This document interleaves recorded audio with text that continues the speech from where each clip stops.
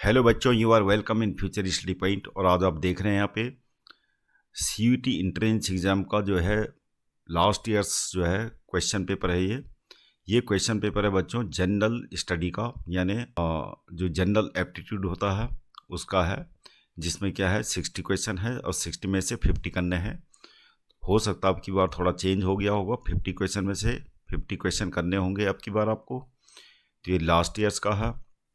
तो इसमें general study में जो पूछा जाता है, एक तो क्वांटिटेटिव एप्टीट्यूड क्वेश्चन पूछे जाते हैं, रीजनिंग के हो गया, और करंट अफेयर्स हो गया, और जनरल अवेयरनेस लास्ट ईयर जो भी आपने छोटी क्लास में पढ़ रखा होगा, हिस्ट्री, ज्योग्राफी, साइंस जो भी है, तो जो बेसिक क्वेश्चन है वो पूछे जाते हैं इसमें। तो आज कराने जा रहे हैं हम क्वांटिटेटिव एप्टीट्यूड। तो चैनल को सब्सक्राइब कर दीजिएगा ताकि हम पूरे क्वेश्चन पेपर का सॉल्यूशन इसमें अपलोड कर सकें। तो करते हैं क्वांटिटेटिव एप्टीट्यूड। तो यहाँ पर जो है पहला क्वेश्चन है, the unit digit in the product 254 multi 218 multi 567 multi 413। तो इस प्रोडक्ट का हमें क्या करना है कि यूनिट डिजिट निकालना है। तो हम क्या करेंगे, जो नंबर दे रखे हैं उनके यूनिट डिजिट लेते हैं। तो इसका यूनिट डिजिट क्या है, 4 है। इसका यूनिट डिजिट क्या है, इसका 8 है, और इसका है 7, और इसका है 3।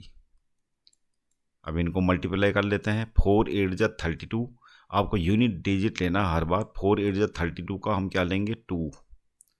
इन दोनों का प्रोडक्ट करके हम क्या लेंगे, 2 लेंगे। और क्या करेंगे, 2 के बाद 2 मल्टी 7 कर देंगे। 2 मल्टी 7 कितना होगा, 14। 14 का 4, और 4 3 जा मल्टीप्लाई 12, तो 12 का 2। तो यूनिट डिजिट क्या आ गया आपका, 2। तो हमारा आंसर क्या आ जाएगा, 3।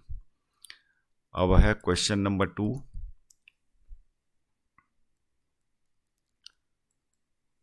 What will be the least number which when doubled will be exactly divisible by 24, 18, 21 and 15? तो हम क्या करेंगे, इसमें एलसीएम लेंगे, और एलसीएम लेने के बाद जो आएगा एलसीएम का हम हाफ कर देंगे। तो ये हो गया हमारा 12, 18, 9, और ये एज इट इज़ 3 से कर देते हैं। 3 4 जा 12, 3 3 जा 3 7 जा 3 5 जा, ये हो जाएगा 2 2 जा 3 7 5। अब सारे इनमें कोई कॉमन फैक्टर है नहीं, तो यहीं पर हम एलसीएम निकाल लेते हैं। तो एलसीएम आ जाएगा हमारा 2 multi 3 multi 2 multi 2 multi 3 multi 7 multi 5। तो कितना आ गया ये, तो ये आ जाएगा हमारा कितना, 2520। और हम इसका आधा कर लेंगे, हाफ, क्योंकि क्वेश्चन में क्या बोला, what is the least number which when doubled will be exactly divisible by 24, 18, 21 and 15। तो हम क्या कर देंगे, इसका हाफ।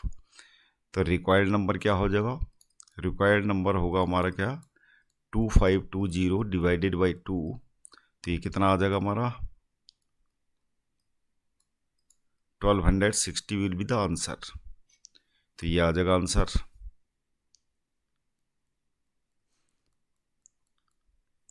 अब question number 3, the product of 2 number is 0.04 and 1 is 1/4 of other fine numbers. तो इनमें से हमें एक नंबर दे रखा 1/4, और हमें क्या दे रखा है, the product of 2 number is 0.04 and 1 is 1/4 of the other.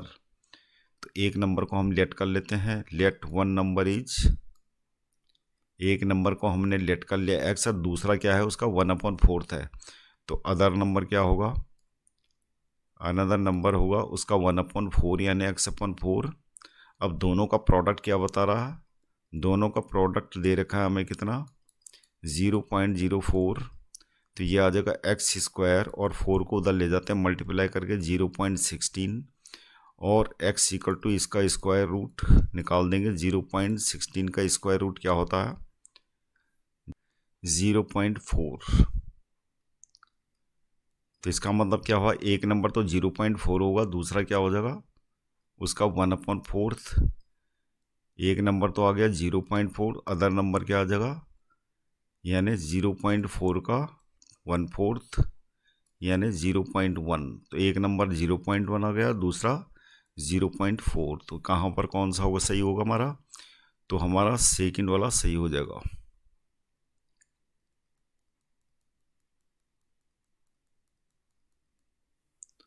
अब question number 4। A motorbike company sold 66 bikes in a special 3-day sale. Each day, the company sold 8 more than the previous day. How many bikes were sold on the third day? तो क्या है कि motor bike 3 days की cell में क्या होता है, total bike बिकती हैं 66।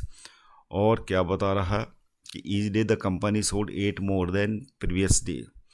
तो मान लिया 3 डे की सेल में फर्स्ट डे कितनी बाइक सेल होती हैं? फर्स्ट डे होती है मान लिया एक्स बाइक सेल, तो सेकंड डे क्या हो जाएंगी? 8 ज़्यादा। और थर्ड डे में क्या होगा? 8 और ज़्यादा होगा, तो यानी x+16। अब टोटल मिला के कितनी बाइक सेल होती हैं? x+8 plus x+16, total bike cell होते हैं 66। तो यह हो जाएगा 3x प्लस ये हो जाएगा हमारा 24 equal to 66। 3x equal to कितना आ जाएगा? 42। x इक्वल टू कितना आ गया? 14। तो यहाँ पर थर्ड डे में कितना है? x+16 होती है, तो थर्ड डे में सेल होंगी कितनी? यानी x की जगह में 14 रख के कितना आ गया? 14 + 16 यानी 30 बाइक सेल होंगी थर्ड डे में। तो हमारा आंसर हो गया 4। Question number 5।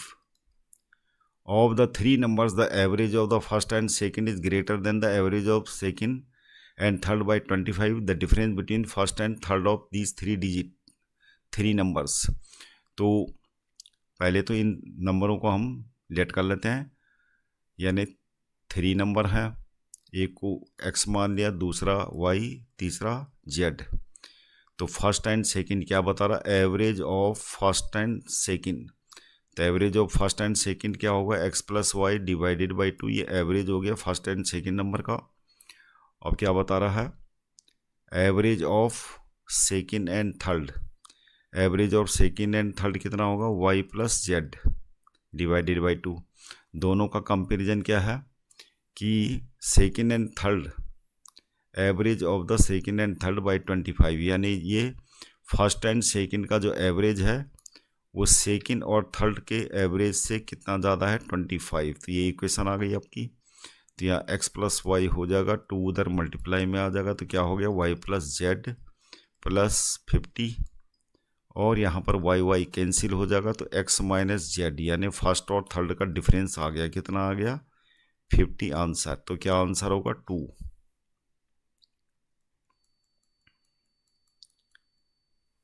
Question number 6। If a% of age 81 then age equal to. तो यहाँ पर जैसे क्वेश्चन में बता रहा है कि a% of a equal to 81, ये इक्वेशन हो गया। अब a% का मतलब क्या होता है? a/100 ऑफ का मल्टीप्लाई a इक्वल टू 81। तो a² हमारा कितना आ जाएगा? 8100 और इसका स्क्वायर रूट कितना आ गया? 90। तो a इक्वल टू कितना हो गया? 90, यानी तीसरा सही हो जाएगा। अब है question number 7। A age 10 years later from now will be thrice as old as B was 10 years ago from now। तो यहाँ पर क्या बता रहा है? A की as 10 years later will be thrice as old as B। तो B की जितनी एज है 10 साल बाद A की एज क्या हो जाती है? उसका थ्राइस हो जाती है। तो A की प्रेजेंट एज को लेट कर लेते हैं कि A की प्रेजेंट एज कितनी है। A की प्रेजेंट एज हम लेट कर लेते हैं कितनी x, और b की क्या कर देते हैं, b की कर देते हैं, b की प्रेजेंट एज को लिख देते हैं y। अब यहाँ पर इक्वेशन बना लेते हैं। फर्स्ट केस में क्या बता रहा है ये, फर्स्ट केस में बता रहा है a as 10 years later from now will be thrice as old as b। तो क्या होगा, यहाँ पर 10 years बाद की बात कर रहा है, तो a की एज 10 years बाद क्या होगी, x + 10, और कितनी हो जाती है बता रहा है ये, will be thrice as old as b। लेकिन यहाँ पे thrice as old as b was 10 years ago, यानी b की 10 years अगो की बात कर रहा। तो b की एज कितने हैं प्रेजेंट, y है, 10 years अगो इसकी एज होगी y - 10, तो इसका कितना है, थ्राइस है। तो ये है कोई क्वेश्चन फर्स्ट केस की। इसको सिंप्लीफाई कर लेते हैं, x + 10 3y - 30, जो हो जाएगा x - 3y = -40। इसको लिख देते हैं इक्वेशन नंबर 1। अब क्या बता रहा है, if a is now 6 years older than b। Second case में बता रहा है कि a is now 6 years older than b। तो a की एज प्रेजेंट में क्या है, x, नाउ 6 है, प्रेजेंट एज में क्या है, 6 years बड़ा है वो किससे, b से। तो a की एज है x और वो b यानी y प्लस क्या लिखेंगे, y + 6, b से 6 years बड़ा है प्रेजेंट में, तो x = y + 6। ये इक्वेशन नंबर 2 है। अभी इस इक्वेशन नंबर 2 से हम इक्वेशन नंबर 1 में x की वैल्यू सब्स्टिट्यूट कर लेते हैं, तो क्या आ जाएगा, यानी पुटिंग इन फर्स्ट इक्वेशन, तो क्या हो जाएगा ये, y + 6 - 3y = -40। तो ये हो जाएगा हमारा -2y, और 6 उधर आ जाएगा, -46 हो जाएगा, माइनस से माइनस कैंसिल, y = कितना आ गया, 23, यानी b की एज कितनी हो गई, 23 हो गई, 23 ईयर्स। तो हमारा 4 सही हो जाएगा।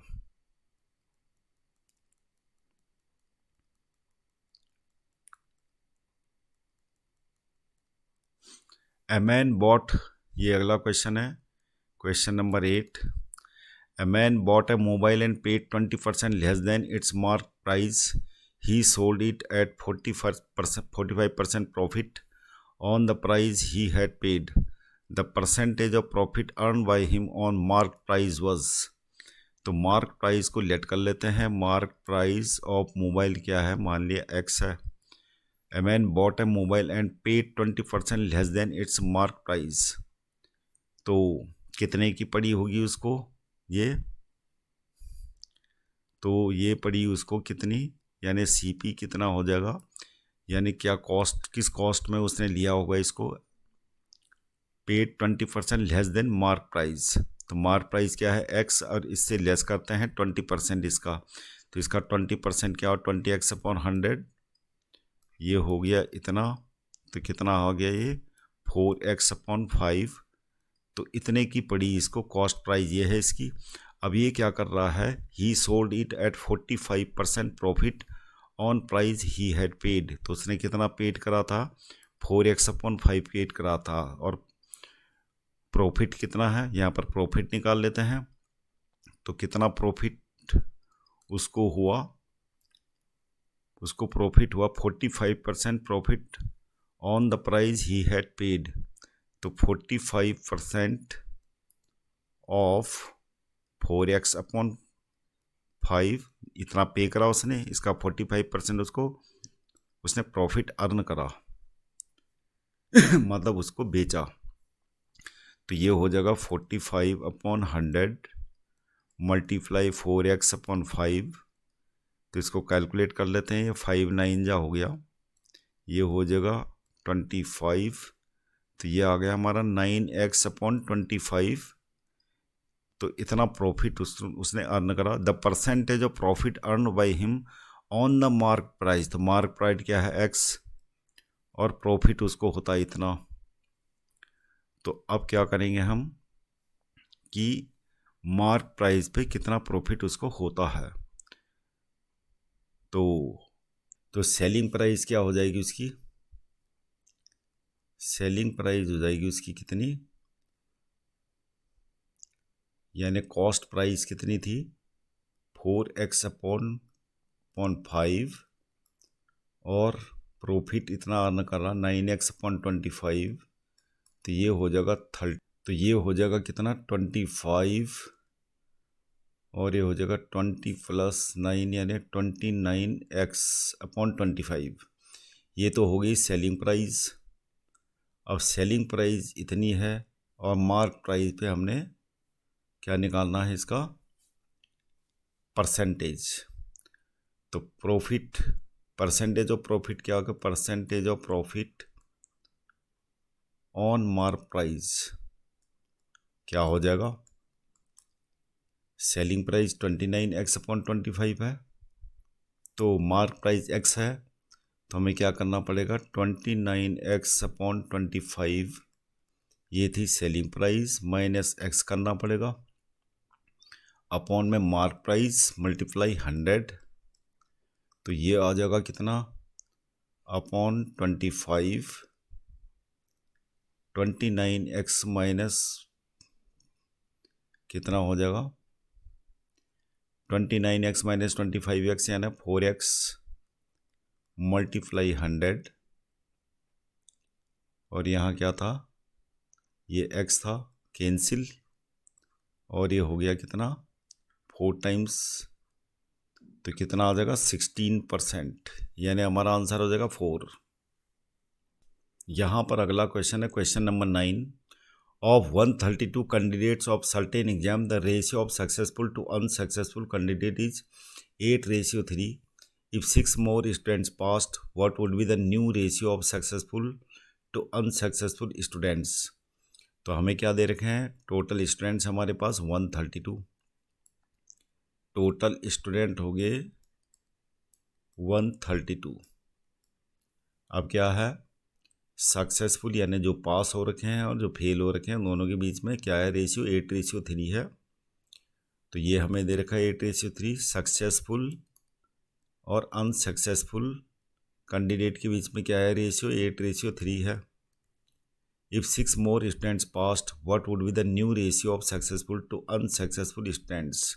तो यहाँ पर क्या करना है आपको, यहाँ पे जो रेशियल नंबर दे रखे हैं इनकी रियल क्वांटिटी क्या होगी, तो टोटल क्वांटिटी जब दे रखी होती है और रेशियल नंबर हमें ऐसे दे रखा रेशियो दे रखा हो तो कैसे निकालते हैं रियल क्वांटिटी, यानी नंबर ऑफ सक्सेसफुल स्टूडेंट निकालेंगे तो कैसे निकालेंगे नंबर ऑफ सक्सेसफुल स्टूडेंट। तो नंबर ऑफ सक्सेसफुल स्टूडेंट यहाँ पे खाली एस लिखा है, नंबर ऑफ सक्सेसफुल स्टूडेंट कितने हो जाएंगे 8, ये racial number corresponding racial number है सक्सेसफुल स्टूडेंट का, तो 8 ऊपर आ जाएगा, अपॉन में रेशियल नंबर का सम यानी 8 + 3 11 मल्टीप्लाई हो जाएगा 132, और ये आ जाएगा हमारा कितना 12 यानी 96 आ गया।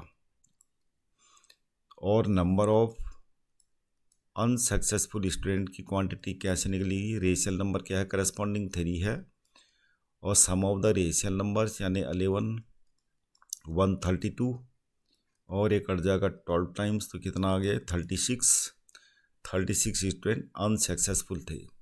अब क्वेश्चन ये पूछ रहा है कि इफ़ 6 मोर स्टूडेंट्स पास्ड, यानी 6 मोर स्टूडेंट, पहले कितने पास थे 96, अब 6 मोर पास हो गए, तो यहाँ पर लिखेंगे न्यू सक्सेसफुल स्टूडेंट्स कितने होंगे, न्यू सक्सेसफुल स्टूडेंट्स हो जाएंगे अब की बार सेकेंड केस में 96 + 6 यानी 102, और अनसक्सेसफुल स्टूडेंट अब कितने हो जाएंगे, न्यू अनसक्सेसफुल स्टूडेंट कितने हो जाएंगे, न्यू अनसक्सेसफुल स्टूडेंट हो जाएंगे यानी 6 पास हो गए, तो हमें अनसक्सेसफुल स्टूडेंट जितने भी होंगे उससे 6 माइनस करना पड़ेगा क्योंकि ये पास हो चुके हैं 30।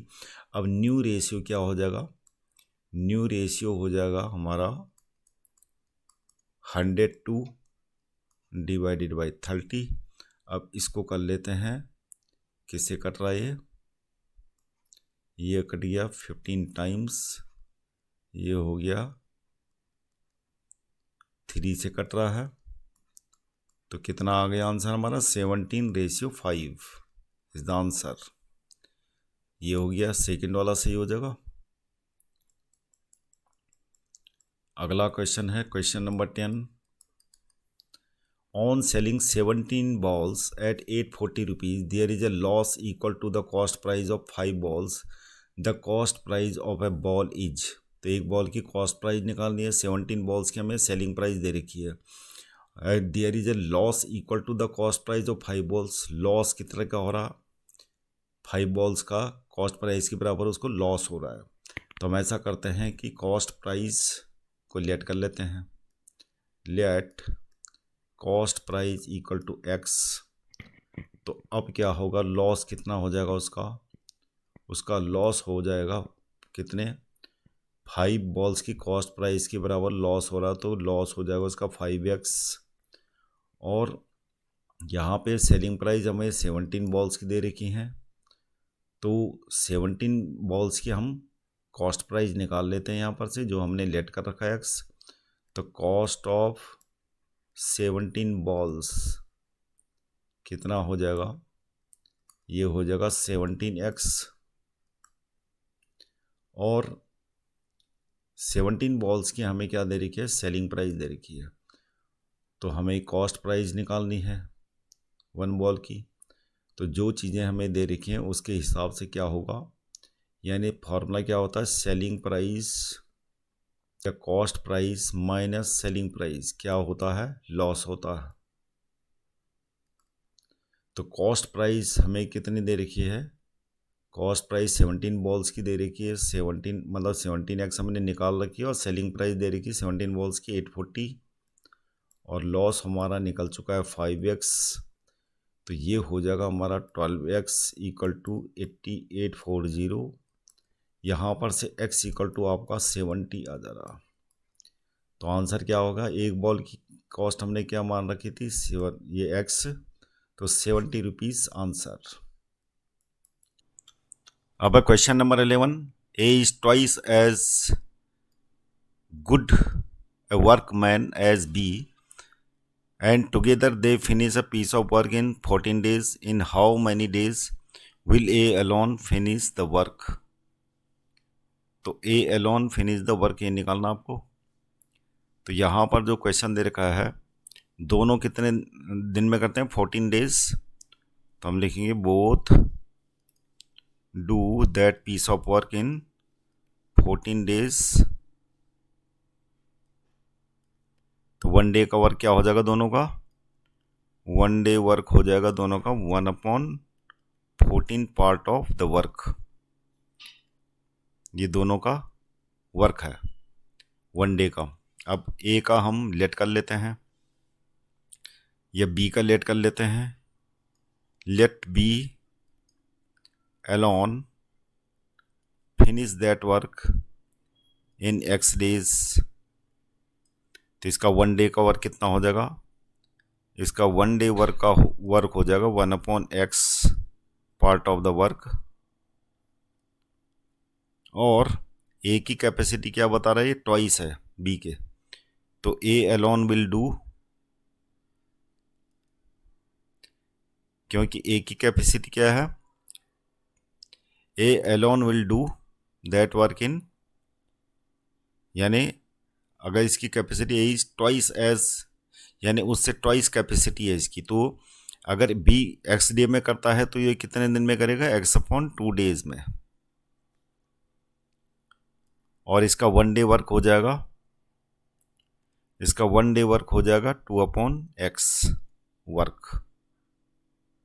अब दोनों मिला के क्या करते हैं, 1/14 डेज है, तो अकॉर्डिंग टू क्वेश्चन हो जाएगा 1/x, यानी बी का 1 डे का काम और ए का 1 डे का काम कितना है 2/x, और दोनों का 1 डे का काम हमें दे रखा 1/14, तो ये सब इक्वल हो जाएगा। तो ये आ जाएगा हमारा कितना 3/x इक्वल टू 1/14। तो ये आ जाएगा हमारा कितना x इक्वल टू 42। अब यहाँ पर लिख रखा है कि in how many days will A alone finish the work. तो ए अलोन, ये तो बी है, बी कितने में करता है 42 डेज। तो ए कितने में करता है, ए करता है x/2 डेज में। तो ए कितने दिन में करेगा, ए अलोन विल डू यानी x/2 डेज यानी कितना 42/2 यानी 21 डेज में करेगा। तो हमारा आंसर क्या आ जाएगा, 4th। अगला क्वेश्चन है question number 12। In a circle of radius 13 centimetre chord at a distance of 5 centimetre from its centre then length of the chord is. तो हमें कोई सर्किल दे रखा है, ये सर्किल का सेंटर हो गया और कोई कॉर्ड है। तो रेडियस दे रखी है हमें कितनी 13 सेंटीमीटर और डिस्टेंस कितनी है कॉर्ड की 5 सेंटीमीटर। तो डिस्टेंस जो होती है सेंटर से कॉर्ड की वो क्या होगी, एल्टीट्यूड होगी यानी परपेंडिकुलर होगा ये। और ये ड्रॉ कर लेते हैं। लेंथ ऑफ कॉर्ड निकालनी है आपको। तो क्लास 9th की थ्योरम आपको पता होगी कि सेंटर से ड्रॉ किया हुआ जो परपेंडिकुलर होता है कॉर्ड पे, कॉर्ड को बाइसेक्ट करता है। तो फिलहाल यहाँ पर देखते हैं कि कॉर्ड मान लिया आपने ये बी है और ये सी पॉइंट है। तो ट्रायंगल ओ ए सी क्या होगा आपका, ट्रायंगल ओ ए सी होगा एक राइट ट्रायंगल, क्योंकि सेंटर से जो डिस्टेंस है कॉर्ड की ये क्या होगा 90 डिग्री का एंगल बनाएगा एल्टीट्यूड। तो ये 5 सेंटीमीटर का जो एल्टीट्यूड है, तो ए सी यहाँ पर से निकल जाएगा पाइथागोरस थ्योरम से, यानी कितना होगा 13 स्क्वायर माइनस 5 स्क्वायर जो कितना आ जाएगा 12 सेंटीमीटर। तो ये 12 सेंटीमीटर आ गया ए सी। अब क्या है, ये जो परपेंडिकुलर है ओ सी, ये ओ सी परपेंडिकुलर होगा ए बी पे। तो ये परपेंडिकुलर क्या है, कॉर्ड को बाइसेक्ट करता है। तो ए सी इक्वल टू क्या होगा, बी सी होगा। तो क्या होगा, ए सी तो हमारा आ चुका है, तो क्या हो जाएगा इसका ट्वाइस हो जाएगा ए बी होगा 2 × 12 यानी 24 सेंटीमीटर आंसर। तो 2 सही हो जाएगा।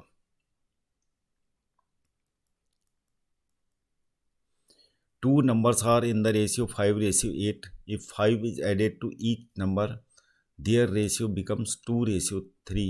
The greater number is.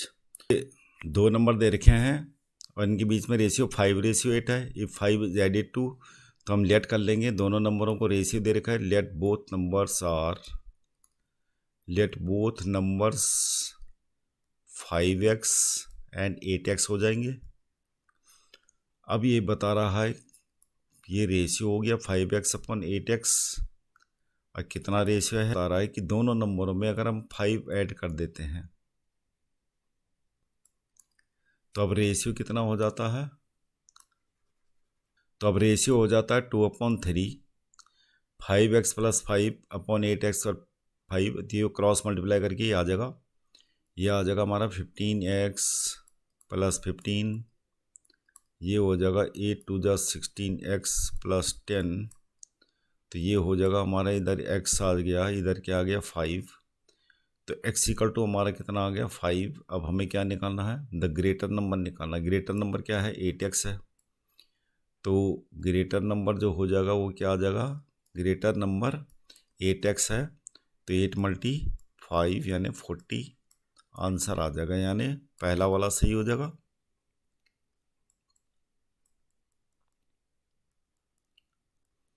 अगला क्वेश्चन है, if diagonals of rhombus are 24 centimetre and 10 centimetre long then its perimeter is. तो कोई रोम्बस है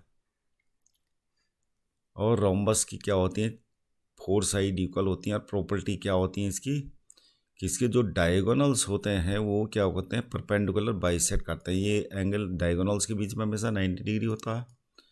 तो यहाँ पर रोम्बस है 24 सेंटीमीटर डायगोनल दे रखा, दूसरा डायगोनल दे रखा 10 सेंटीमीटर। तो ये 24 सेंटीमीटर का डायगोनल है मान लिया, तो क्या होगा, ये 12 इधर हो जाएगा क्योंकि बाइसेक्ट करते हैं 12 इधर, और दूसरा वाला 10 सेंटीमीटर, तो ये क्या हो जाएगा 5 इधर हो जाएगा, 5 इधर हो जाएगा। अब क्या है कि मानिए ट्रायंगल बन रहा है जो ए ओ बी, तो ये ट्रायंगल ए ओ बी क्या होगा, राइट ट्रायंगल होगा। तो यहाँ पर से हम ए बी साइड निकाल सकते हैं। तो ए बी साइड क्या कैसे निकलेगा, पाइथागोरस थ्योरम से। तो ए बी क्या है, ये हाइपोटेन्यूस हो जाएगा क्योंकि 90 डिग्री के अपोजिट में ये हाइपोटेन्यूस है। और बाकी साइड क्या है, 5 और 12 है। तो 5 स्क्वायर प्लस 12 स्क्वायर जो कितना हो जाएगा 13 सेंटीमीटर्स। तो ये तो आ गया इसका एक साइड। पेरीमीटर क्या हो जाएगी, पेरीमीटर में क्या करना है आपको, 4 साइड है, 4 × 13 यानी कितना आ गया 52 सेंटीमीटर, यानी हमारा आंसर आ जाएगा 3। अगला क्वेश्चन है, Gopal invested 1/3 of his capital at 7%, 1/4 at 8% and remaining at 10% rate of simple interest. If he earn 1496 as interest in 1 year, then find the capital. Total capital निकालनी हमें। तो हमें दे रखा है कि वो 7% इंटरेस्ट जो है 1/3 अपनी जो टोटल कैपिटल है उसका 1/3 7% रेट पे वो इन्वेस्ट करता है। तो पहले तो हम लेट कर लेते हैं उसकी कैपिटल। लेट कैपिटल है उसकी टोटल x।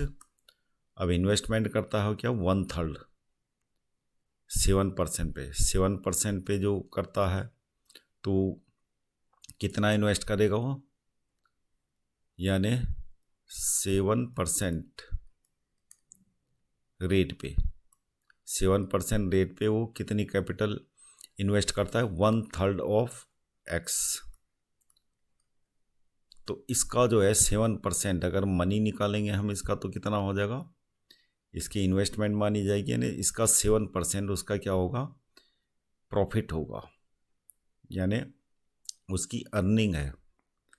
तो उसकी अर्निंग हो जाएगी x/3। तो उसका इन्वेस्टमेंट है तो 7% रेट पे क्या होगा, 7% रेट पे इसकी अर्निंग हो जाएगी 7x/3, यानी 7% पे जो इनकम वो इन्वेस्ट करता है उससे उसकी इनकम कितनी होगी 7x/3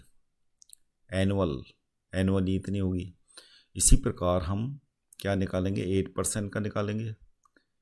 तो 1/4% यानी 8%, 1/4 किस पे करता है, 8% जो इन्वेस्टमेंट है उसकी किस में करता है, 1/4 है, यानी x/4, और ये 8% पे वो देता है। तो ये कितना हो जाएगा, यहाँ लिखना था 300 एक्चुअली में, 7% मतलब 7/100। तो ये क्या हो जाएगा 8x कितना हो गया 400, यानी ये हो जाएगा x/50। अब यहाँ पर ये बता रहा है कि रिमेनिंग 10%। अब 10% क्या है, रिमेनिंग है, तो रिमेनिंग निकाल लेते हैं पहले। रिमेनिंग मतलब कंप्लीट को लिख देते हैं x और x/3, और ये इन्वेस्ट कर चुका है x/4, तो कितना होगा x माइनस ये हो जाएगा 12, 4x + 3 या 7x, तो कितना हो जाएगा ये 5x/12 आ रहा। तो ये रिमेनिंग है। तो 5x/12 किस परसेंटेज पे करता है इन्वेस्ट है, 10%। तो कितना हो जाएगा इसका जो प्रॉफिट है, अर्निंग है, कितनी होगी 10%, यानी 5x/12 मल्टीप्लाई 10/100, और ये हो गया 10 टाइम्स, और ये हो जाएगा तो कितना आ गया x/24। इतनी अर्निंग उसकी यहाँ से होगी। तो अब यहाँ पर क्या है, he earned 1496 as interest in 1 year. तो 1 ईयर का हमें दे रखा है और टोटल हमें ये निकाल रखा है। तो हम क्या करेंगे, 7x/300 plus x/50 plus x/24 equal to, ये टोटल हमें दे रखा है, नेट अर्निंग उसकी इतनी होती है। तो यहाँ पर से निकल के आ जाएगा हमारा क्या, एलसीएम आ जाएगा यहाँ पे 600। तो ये हो गया हमारा कितना 14x तो ये हो जाएगा कितना 12x और ये हो जाएगा 25x 1496। तो यहाँ पे 14 + 12 यानी कितना 14 + 12 यानी 26। तो ये आ जाएगा 51x अपॉन में 600 इक्वल टू 1496। x अकेला हो जाएगा इधर 1496 मल्टीप्लाई 600 अपॉन 51। तो ये कट जाएगा हमारा कितना, ये कट जाएगा 17 से, ये कट गया 200। 17 से इसको डिवाइड करेंगे तो कितना आ जाएगा 88। तो ये आ जाएगा हमारा कितना 17,600 रुपीज़ आंसर, यानी हमारा आ जाएगा 4th। अब यहाँ पर क्वेश्चन दे रखा है Rohit travelled 120 kilometre in train running at a speed of 60 kilometre per hour and further he travelled for 20 minutes in a bus and covered 13 kilometre. His average speed for entire journey is. तो यहाँ पर average speed का formula क्या होता है, average speed का मतलब होता है टोटल डिस्टेंस कवर्ड अपॉन में टोटल टाइम टेकन।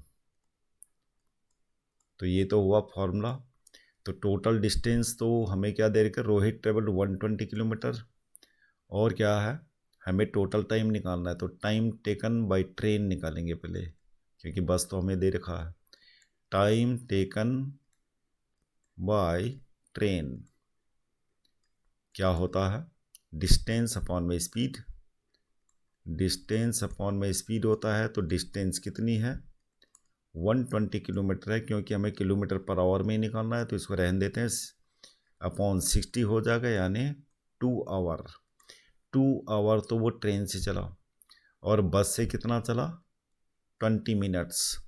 तो 20 मिनट्स को हम ये बस से चला है बाई बस, तो 20 मिनट को हम पहले आवर में चेंज कर देते हैं। 20/60 ये हो गया 2 अपॉन यानी 1/3 आवर।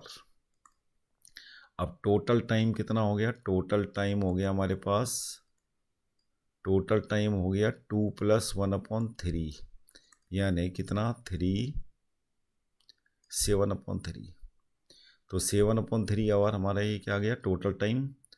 अब डिस्टेंस, टोटल डिस्टेंस कितनी है 120 है और 13 है, तो 120 + 13 ये टोटल डिस्टेंस है, और टोटल टाइम हमारा 7/3 है। अभी कितना हो गया 133/7, ये 3 ऊपर आ जाएगा, तो ये 7 से कट जाएगा कितना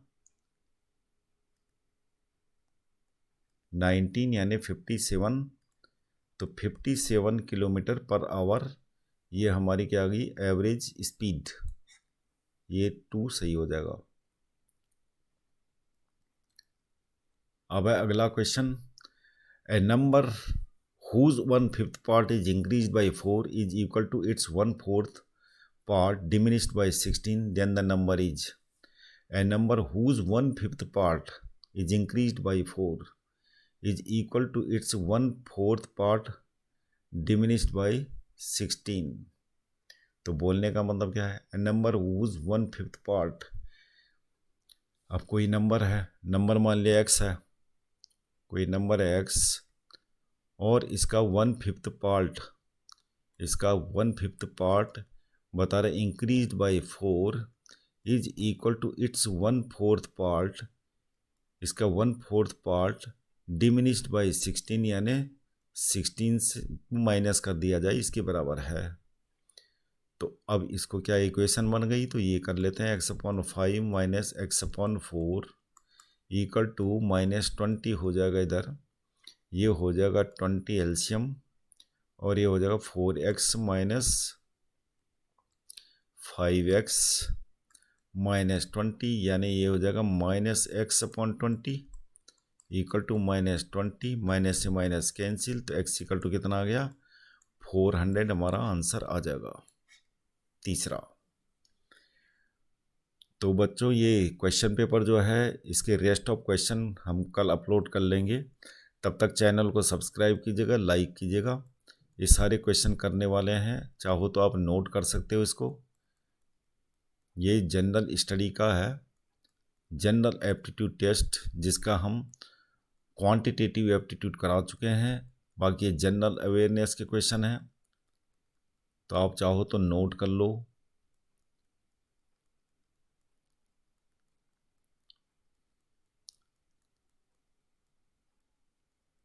तो इस तरीके का क्वेश्चन पेपर आने वाला है आपके पास सीयूईटी में, स्पेशली जनरल स्टडी यानी जनरल एप्टीट्यूड, जिसमें साइंस के क्वेश्चन होंगे, हिस्ट्री के क्वेश्चन होंगे, ज्योग्राफी के, जनरल अवेयरनेस कहते हैं जिसे, और कुछ करंट अफेयर्स के क्वेश्चन होंगे, जिसमें स्पोर्ट्स में, पॉलिटिक्स में जो प्रेजेंट में चल रहा है वो सब आपको आप तैयारी कर लेना इनकी। तो ये क्वेश्चन है, ये क्वेश्चन टोटल मिला के 60 क्वेश्चन है, जिनका हम सॉल्यूशन आपको करा देंगे। स्पेशली यहाँ पे जो क्वेश्चंस रीजनिंग के दे रखे हैं, कुछ साइंस के क्वेश्चन, उसका कंसेप्ट हम आपको सही ढंग से करा देंगे।